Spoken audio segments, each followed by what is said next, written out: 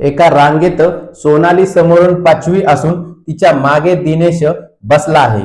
दिनेश पासून मागे गीता 4थ्या क्रमांकावर असून गीता पासून गणेश मागे 3ऱ्या क्रमांकावर आहे. तर रांगेत एकूण किती विद्यार्थी आहेत असा प्रश्न विचारलेला आहे. प्रश्न दिसताना जरी खूप मोठा दिसत असला तरी टप्प्याटप्प्याने सोडवत गेलं तर खूप सोप्या पद्धतीने सोडवता येतो. रांगेत काय म्हटलंय, सोनाली समोरून 5वी आहे, मग इकडून समोर म्हटलेलं आहे, इकडे मागे म्हटलेलं आहे. आता सोनाली 5वी म्हटले 1 2 3 4 आणि 5.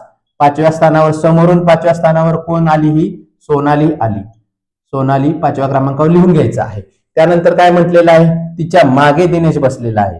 आता तिच्या मागे लगेच काय झालेलं आहे, हा दिनेश बसलेला आहे. आता पुढे काय म्हटलेलं आहे बघा, दिनेश पासून मागे गीता 4थ्या क्रमांकावर बसलेली आहे.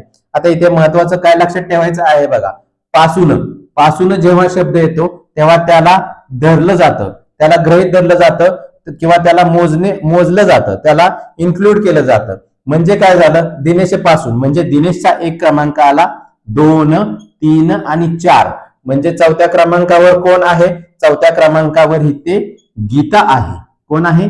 4थ्या क्रमांकावर इथे गीता आहे. पुढे काय म्हटलेलं आहे बघा, असून गीतापासून गणेश मागे 3ऱ्या क्रमांकावर आहे. पुन्हा इथे पासून हा शब्द आलेला आहे. पासून हा शब्द आला म्हणजे गीताला इथे 1 नंबर धरला जाईल. म्हणजे गीताचा 1 नंबर पासून गणेश मागे 3ऱ्या क्रमांकावर आहे.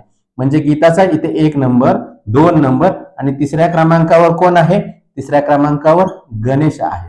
आता महत्वाची गोष्ट काय लक्षात ठेवायची आहे, जेव्हा पासून येतं तेव्हा त्याला गृहीत धरलं जातं किंवा त्याचा नंबर मोजला जातो आणि त्याच्या नंतर म्हटलं जातं तेव्हा काय झालं, त्याच्या पुढच्या संख्या मोजल्या जातात.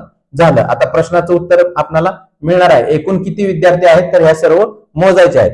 आता बघा, एकूण विद्यार्थी म्हणजे काय झाले, 1 2 3 4 5, पुन्हा हा दिनेशचा 6वा, 7 8 9 10 आणि 11 म्हणजे एकूण किती विद्यार्थी आहेत? रांगेत एकूण विद्यार्थी हे 11 विद्यार्थी आहेत. एकूण विद्यार्थी किती आहेत? 11 आहेत.